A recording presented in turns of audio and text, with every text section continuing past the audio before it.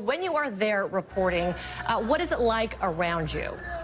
Well, it's a lot worse than how it comes across on TV. I mean, if you talk to our photographers, our producers, any of the crews that are there covering these events, when you have thousands of people screaming at you, calling you fake news or saying CNN sucks or whatever, you do feel that perhaps all it takes is some kind of provocation for the president to set things off and for journalists to come under attack.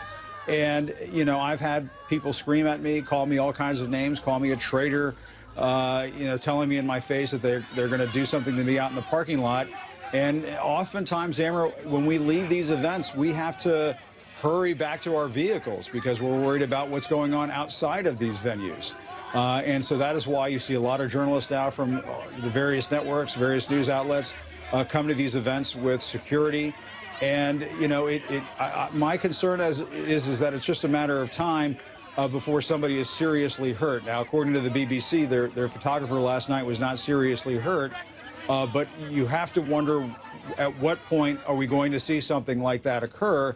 And Amber, as you know, if you have an American journalist or a foreign journalist hurt on American soil covering a political campaign event, that is just a line that we really shouldn't cross in this country, and it sends a terrible message to the rest of the world. And for our viewers around the world, Jim, would you say press freedoms in America are under attack, especially when you just listen to the president's rhetoric, the things that he calls the media, the fact that he limits media access, the very irregular White House briefings, threats to sue the media. What is the state of press freedoms in America today? I would say it's pretty poor. I mean, I've been doing this for a quarter century, and I've never seen this kind of behavior from a president of the United States. I've never seen this kind of behavior on the part of White House officials who come after us at briefings and call us all sorts of names and so on, and insult us in front of our colleagues and in front of the world, really. You saw what happened last fall when they tried to revoke my press pass. Fortunately, we were able to get that back by taking the administration to court.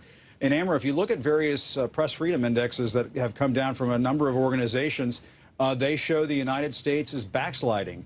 And the question that has to be asked is what this communicates to the rest of the world. Do autocrats in places like Saudi Arabia and the Philippines and Russia and other parts of the world, do they take cues from this administration and then feel emboldened to go after members of their press? And likewise, could you potentially see a situation where in stable democracies, where there is the understanding that you have freedom of the press, that leaders are toying with the idea of going after reporters, locking them out, booting them out of press conference areas and so on because, well, Donald Trump does it back in the U.S.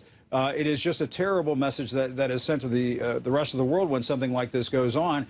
And people have to understand we're not just complaining about, what we do on a regular basis and kind of whining and curling up into a fetal position and complaining about how we're being treated.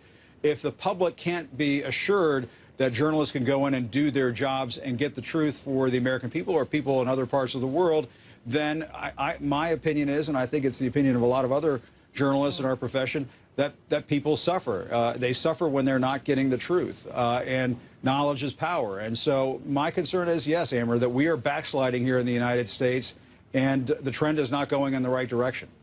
Very well said. Knowledge is power. Knowledge is freedom. And it is concerning when you see a U.S. president using very similar tactics against the press that demagogues and autocrats continue to use in the world today. Appreciate your very unique and valuable perspective, Jim Acosta. Thank you for that. Thanks, Amber.